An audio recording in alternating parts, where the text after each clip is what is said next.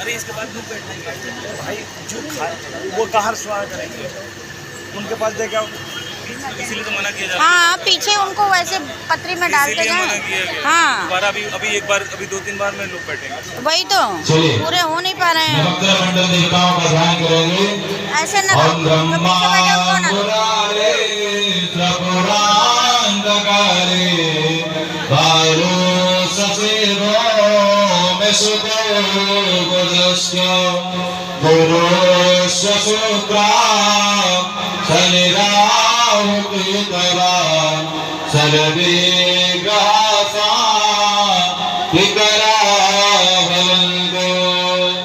जो लकड़ी लिए वो छोड़ते चलेंगे एक एक करके। और नीलम सूर्याय स्वाहा, घी की आहुति डालते चलिए। ओम नीलम चंद्रमसे,